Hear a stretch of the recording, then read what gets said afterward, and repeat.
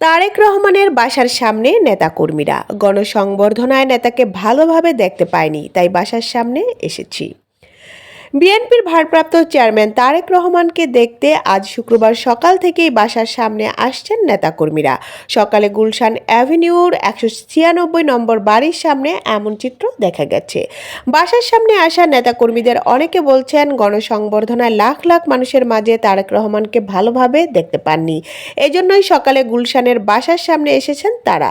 দীর্ঘ 17 বছর পরে বিএনপির ভারপ্রাপ্ত চেয়ারম্যান দেশে ফিরেছেন, এতে দলের নেতা কর্মীদের মধ্যে খুশির আমেজ বিরাজ করছে।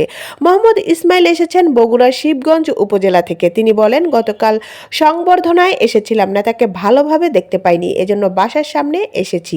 নেতার প্রতি ভালোবাসা থেকেই এখানে এসেছি।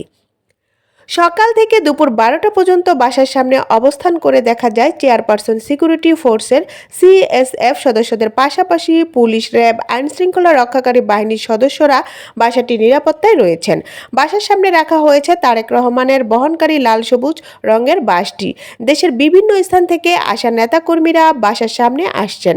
বাসার বিপরীত পাশে সড়কে অবস্থান করছেন তারা। কেউ কেউ মুঠোফোনে ছবি তুলছেন, গণমাধ্যম কর্মীরাও ভিড় করছেন।